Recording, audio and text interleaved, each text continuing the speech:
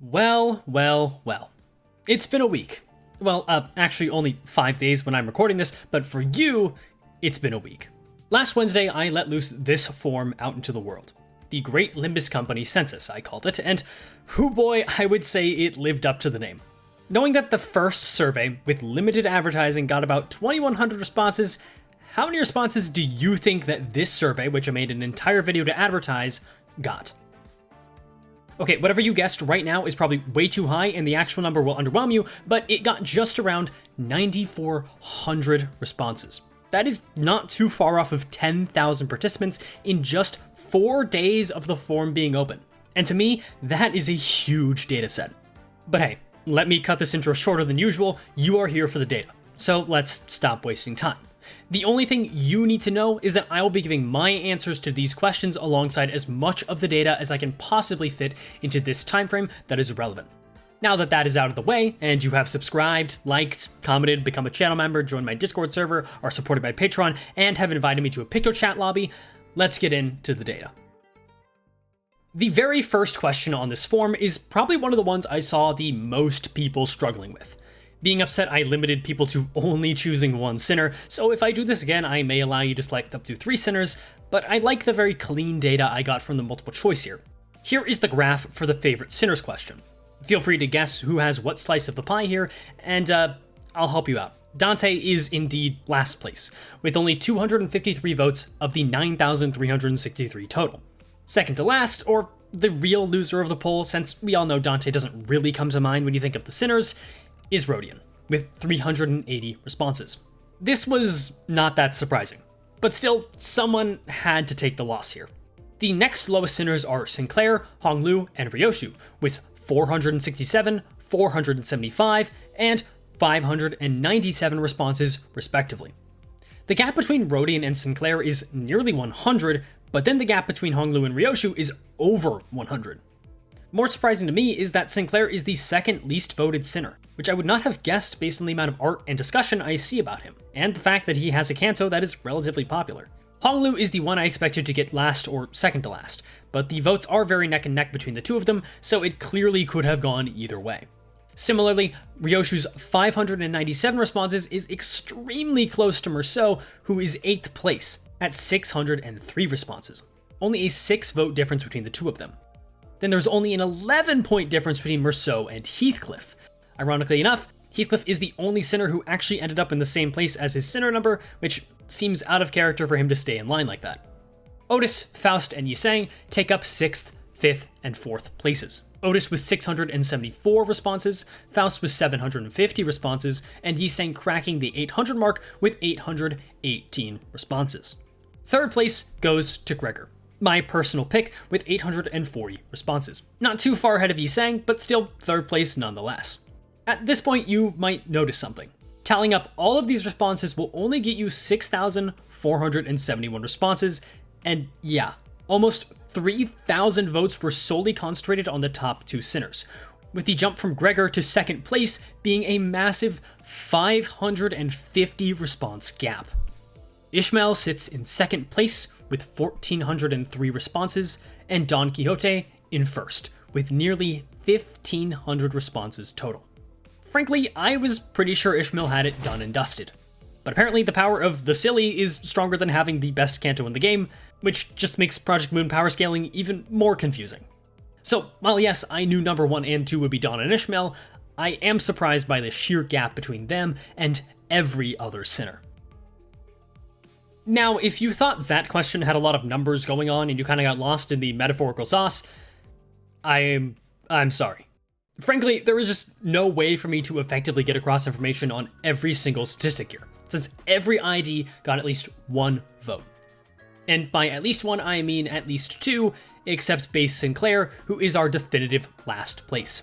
The only ID to get 1 response for being someone's favorite ID. For the rest of these, let's do some highlights. I'll cover the top 10 first of all. Middle Little Sister Dawn sits at the number 10 spot, with 291 votes, which, while not shocking, is pretty telling that people seem to greatly enjoy the idea of running a full Sin team, Envy in this case, since she is the core of it. Number 9 is the one who grips Faust, who is either here because people really like her skill too, or this is the closest thing Cromer fans have to voting for Cromer, so take those 309 responses with a grain of prosthetic racism. St. Sinclair is the last ID to get less than 400 responses, with 336 advocates. W. Ryoshu, naturally, is the first ID with over 400 votes, with 402 responses, then Regret Faust with 414 responses. Now, the top 5. Leo Ishmael has 5th place with 481 responses, which should be more in my opinion, but 5th place is very respectable. Enclair has the slight edge with 490 responses, before the large gap of 93 responses between him and Diechi Rodian, who has 583 votes and 3rd place. This was surprising, since on my previous poll, Diechi Rodian was a very common answer and was 2nd place by my estimate. However, Spice Bushy Sang rightfully earns his number 2 spot at 594 responses, before being utterly humiliated by Magic Bullet Otis, with an incredibly commanding 788 responses. Spoilers, this trend will continue, with Magic Bullet Otis being pretty undeniably the crowd favorite ID. And while recency bias could certainly be cited, the popularity of Der Freischütz as an abnormality definitely also plays a factor here. Since I have a feeling most people who say their favorite abnormality is Der Freischütz, which is a lot of people, will also say their favorite ID is Magic Bullet Otis. What is more notable than that is the really nice spread of sinners, with only Sinclair and Faust having repeats within the top 12, which is really neat, since Pirate Gregor and Sunshower Heathcliff have 11th and 12th place respectively. This also means that Honglu and Merceau are the only sinners to not be represented within this top 12. And for Honglu, we need to go down to 23rd place to see Ting Tang Honglu, and ironically enough, K-Corp Honglu is right below him at 24th place. Merceau, on the other hand, we drop all the way down to 38th place before seeing Rhino Merceau, and again, ironically enough, N-Corp Merceau sits below him at 39th place. Some other fun facts. Heathcliff, Dawn, and Faust have all 3 of their 3-star IDs within the top 20, and Dawn has all of hers within the top 15. As for the rest of the list, I'll have it scrolling on the side here while I talk about who I would have chosen. Feel free to pause and find the ID you are looking for. Personally, Sanct Dawn would be my gut reaction to this question, but I decided to really think on it this time around, instead of just saying what I would normally say, and I really do think that Leo Ishmael would be my vote here. If I were to not say Sanct Dawn, of course.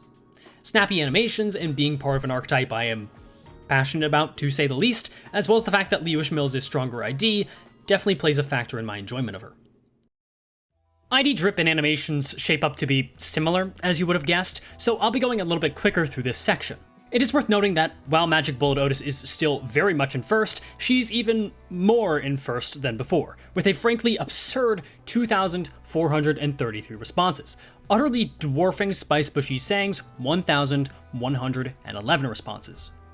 3rd place actually brings somewhat of a surprise, with W Corp Yi Sang, but I understand why. W Corp is known for being snazzy, and Yi Sang delivers, especially adding on the little backflip on the skill 3, it's real good shit. The rest of the list shapes up to be pretty similar as the top 20 we saw before, except Muller Ishmael makes an appearance, which I assume is for the skill 3. Admittedly, it's a very cool animation. Personally, this outfit is nothing special.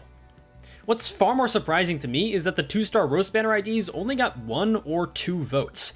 I understand competition is rough, but damn, chainsaw arms and cool jackets just don't stack up, I guess. It goes to show how competitive the drip/animation scene is for Limbus. Nearly every ID has something to like.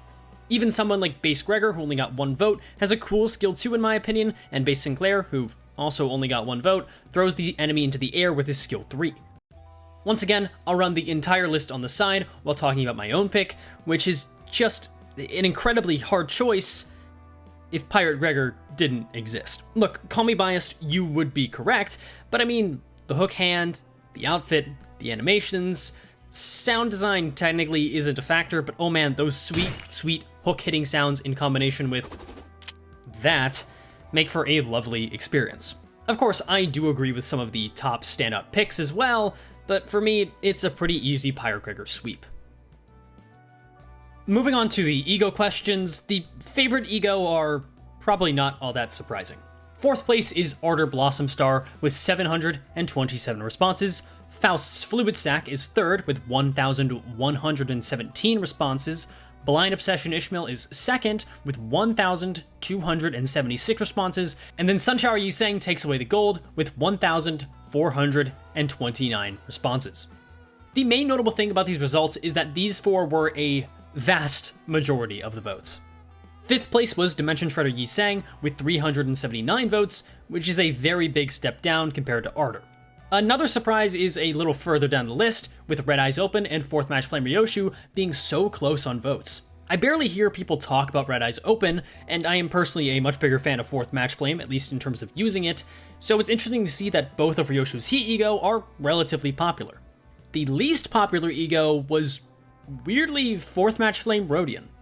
But if I had to guess, considering Rodian was the least chosen sinner, most Rodian fans were investing in Pursuance Rodian stocks, and so 4th Match Flame Rodian was left behind. In my opinion, Effervescent Corrosion Honglu deserves the bottom due to several problems with its design, but sadly, I am unable to rig that vote anymore. Favorite Ego drip / animation was by far the biggest sweep out of these four categories that had this many options. Seriously, look at this graph, it is just not close. Since you already saw the previous graph, you probably know that shade of red can be nothing besides Blind Obsession Ishmael, with 34% of the vote, also known as 3,182 responses. Second place, Sunshower Yiseng, with only 663. What blew me away even more was third place, being Dimension Shredder Yiseng, with the Pursuance Ego following behind that. You know, the original Drip Ego and the newer, more girl-bossy version of that same Drip Ego. I like Dimension Shredder Yiseng an alright amount, but I never could have expected people liked it this much. Soda Honglu managed to win the only reward it could possibly ever win, managing to break the top 10, and the rest of the Ego outside of the top 10 don't really break 100 votes. Funnily enough, the 3 Season 1 Battle Pass Ego that just have the Sinner in their regular clothes are all very low down on the list. But Branch of Knowledge saved them from being the very worst. For me, and it may seem like I'm being contrarian, but I really don't think Blind Obsession Ishmael is all that. It's great, the drip is good as well, but maybe it's the fact that it was everywhere for a time. It just doesn't hold the same weight to me anymore. What does hold the same weight every time is MFE Heathcliff. I remember very vividly when this trailer dropped for the Ego, I was so excited. The corrosion is still my favorite in the game, it feels so weighty, and the actual sprite itself, while it's hard to say he's dripping in the same way that Blind Obsession Ishmael is, he does look super cool, and that's really what it comes down to at the end of the day. The next two questions are basically reaffirming what we already know. For favorite ID released during Season 3, yeah, Magic Bullet Otis won that, and it's not particularly close. Sank Sinclair came in second, with Pirate and Middle Dawn being very close behind, but Magic Bullet Otis's 3,791 responses is, yeah. But again, we already knew that. And you also probably already know that, for me, it's gotta be Pirate Gregor. However, I do think this is the most solid group of IDs we've had during a season so far. Season 1 had a rough start with Enmer and Rodian. Season 2 had, yeah, those IDs, but Season 3 is really just all bangers. Even if LCCB Ryoshu is on the weaker end, she has a shotgun. While the 2-star IDs are all lower than the 3 stars, I do think the 2-star IDs of Season 3 are genuinely really well made. The thing is, that's just also the case for the 3 stars, and so it ends up being tough to stand out and be the favorite when, well, Magic Bullet Otis exists. And oh boy, guess who won this category? Well, yeah, you're correct, but by how much do you think she won by? Yeah, okay. Should I have excluded Blind Obsession Ishmael from this question? Yeah, I should have. But hey, people like Pursuance Rodian, that's good data. The issue here is that, unlike some of the Battle Pass Ego of the past, which generally have been game-changing, Season 3's Battle Pass Ego are just not great, outside of Blind Obsession itself. With the Effervescent Corrosion Ego being very distinct disappointments, but I think that was mostly due to Rodian's Ego being a Teth, and, well, competing with that just sucks. Out of these options, I would probably go with Blind Obsession, I can't lie, but second place would probably be 9-2 Sinclair. I just really like his idle sprite, and the animation feels great to fire off. It's one of the few Ego that makes Sinclair look actually cool. Now, the two Mirror Dungeon questions, and here you can see that the amount of people doing 2 to 3 Mirror Dungeon normals a week is about equal to the amount of people doing 0, which could be interpreted a few ways. The people who do 0 Mirror Dungeon normals a week definitely do at least 1 hard Mirror Dungeon a week, or for their sakes, I hope they do. And those who do 2 to 3 Mirror Dungeon normals could technically afford to do no hard Mirror Dungeons. This data was mostly interesting to see how many people hard grind Mirror Dungeon, which I would count as the 8 to 10 category, which as you can see is a pretty small percentage of the people who took this form. Only about 6.7% of people, or 625 responses. Now, this is meant to be the average amount of Mirror Dungeons, which means there could be a great amount of variance, but it's interesting to see nonetheless. Since it's easy to get caught in the mindset that everyone is a hardcore farmer because you see screenshots of people flexing their battle pass level and go, damn, well at least I have a life. I don't think that, but I imagine that's how a normal person would respond to seeing those things. More importantly, the data for Mirror Dungeon Hard is, yeah, that's about right. I'm honestly surprised it's not even higher. 83.9% of responses said they either do only 1 hard Mirror Dungeon or no hard Mirror Dungeon in a week. And frankly, I don't quite know why you would do more than 1 a week unless it's just for fun. Yet, 1,017 people say they do 2 to 3 hard Mirror Dungeons? Again, I can only assume this is for testing purposes, content purposes, or just having way too much spare time and an incurable amount of Limbus brain rot, likely both. Personally, I do 1 normal Mirror Dungeon a week, if that, honestly, but I would say it is an average of 1. For hard, it's 1, and I rarely do more than that in a week unless I'm actively trying to test something or prove someone wrong. For the next question, the data was pretty much exactly what I expected, with the vast majority of people thinking MD3 was a serious step up from MD2, and at the very least, they never played MD2 or were indifferent to the change. The amount of people saying it was a downgrade was slightly less than 5%, but I understand the reasoning is mostly due to grinding MD3 being a lot less mindless than MD2 normal grinding was.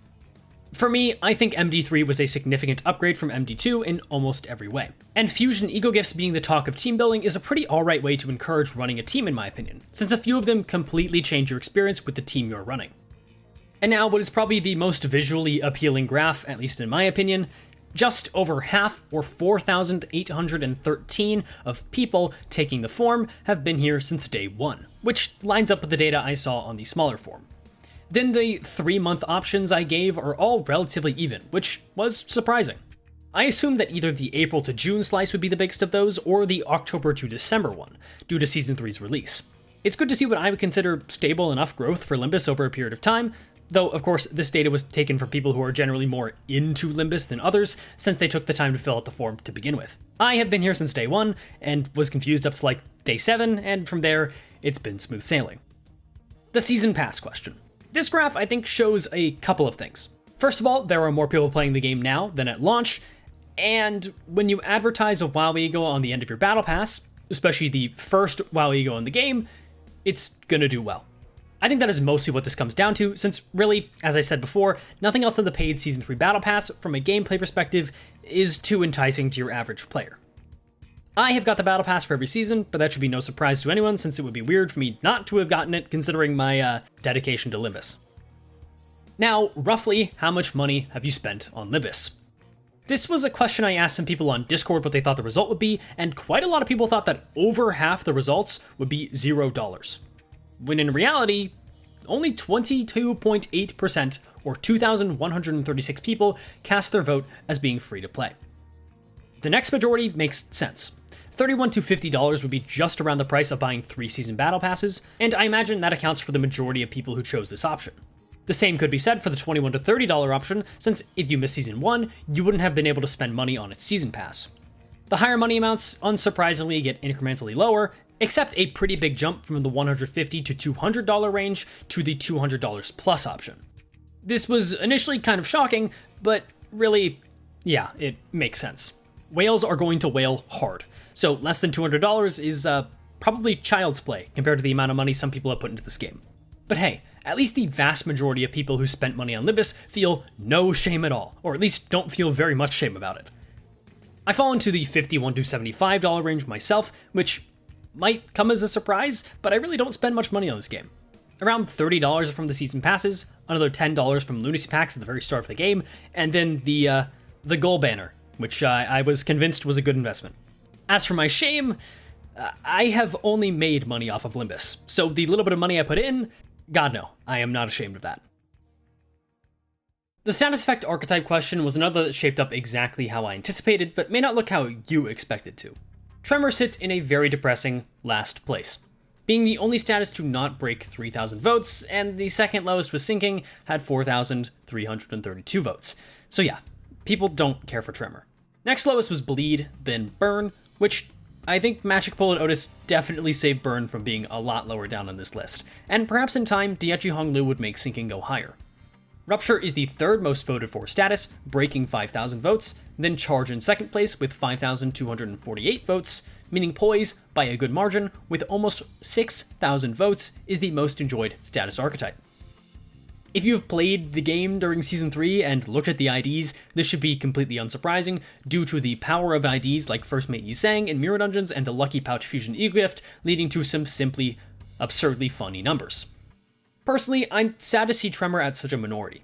I think it has some really fun IDs, but it is definitely held back by the fact that Tremor is seen as useless by a good chunk of the community. Which is not to say that's incorrect, however, I think the times of Tremor being unusable and worthless are long gone. For me, every status gets my vote, except for one, and I'll let you guess which one that is. Favorite Sin Affinity was something of a wildcard question, and I doubt many people had particularly strong opinions on the matter, but Envy being first place is completely expected, alongside Gloom being second. Envy has been getting a ton of support lately. It has also just always had Hexnail plus Envy nukes as a combo, and Gloom is basically required to use any of the good ego, so that just makes sense. Pride is in third place and has also been getting some good support in Season 3, but I think a lot of people genuinely just like the color blue. But feel free to correct me if I'm wrong there. Speaking of colors, you are welcome. I adjusted this graph in post to make it match the Sin Affinities to what their colors should be. The original screenshot is pretty cursed. Lust is fourth place with Wrath in fifth, then Gluttony, and very canonically trailing behind, Sloth, having the least votes by a pretty decent amount. I'll be honest though, I didn't expect Sloth to take the loss here. Since Sunshower Yi Sang is so clearly beloved by a lot of people, and it's also been pretty well supported, especially in recent times, so I expected Gluttony to lose hard. But hey, I'm a Gluttony fan, so I'm happy it didn't get last place despite it being pretty neglected lately. Favorite Canto and Intervallo are next, and honestly, I'm surprised this isn't a complete Canto 5 sweep. Like, yes, it has 49.8% of the vote, but only 49.8%? Granted, there is an amount of people who have not played all the Cantos, but considering most of what I've heard, I expected Canto 5 to run away with over 60% of the vote. But Canto 4 ended up with a very respectable 30% of votes. And even Canto 3, 10%. And then, well, you can barely see Canto 1 and 2. Canto 1 had 101 votes, and Canto 2, 106 votes. So, at least the Cantos are in ascending order. I think this does go to show the jump in quality / story impact from Canto 2 to 3, and then the generally accepted continual rise in quality from there story-wise. To me though, it's Canto 5, and it's just not even close.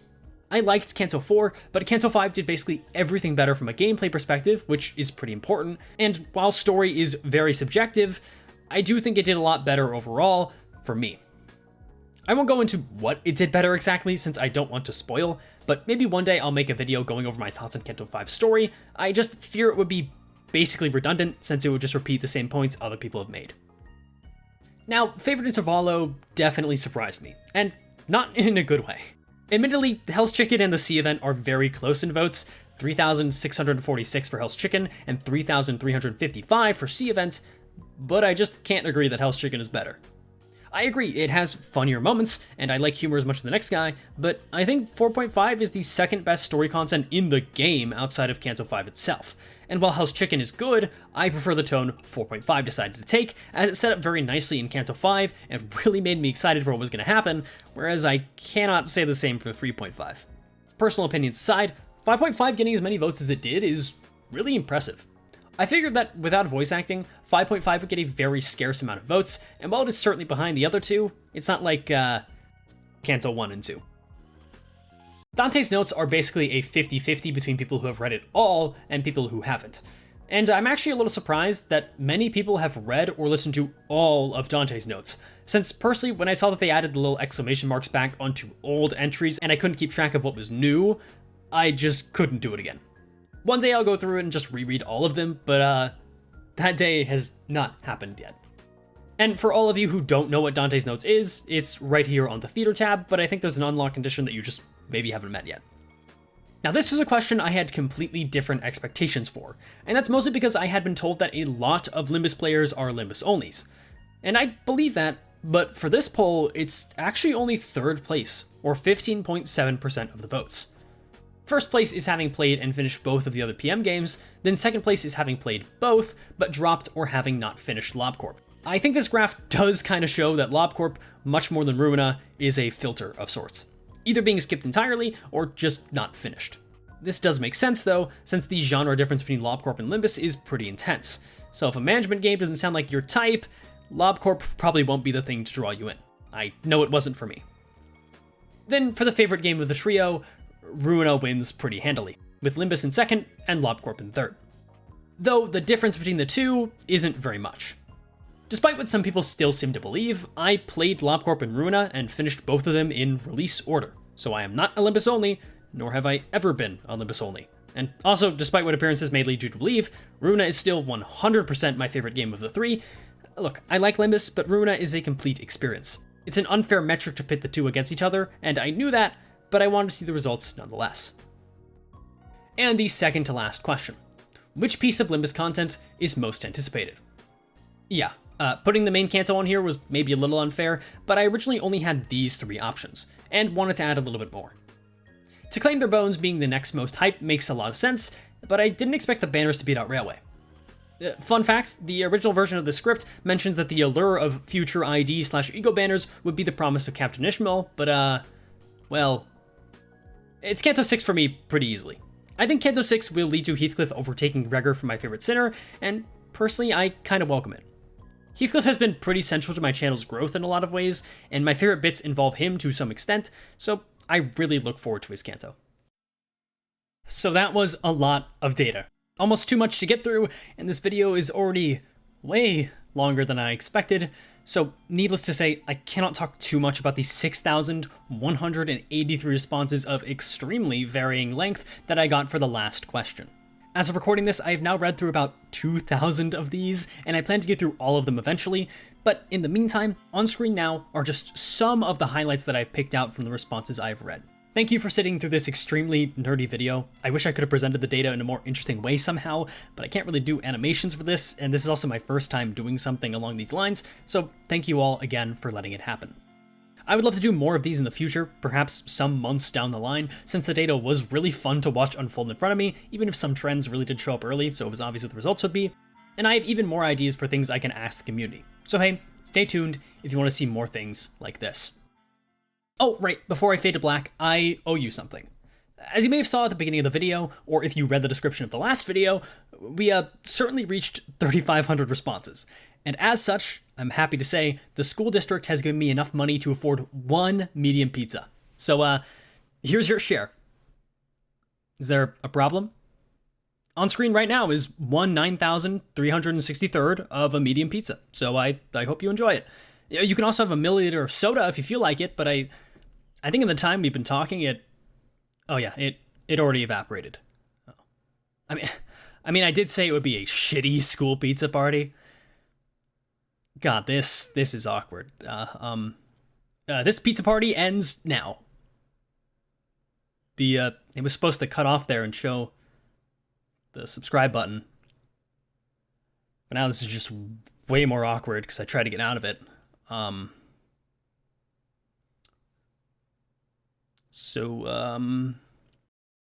How's your day?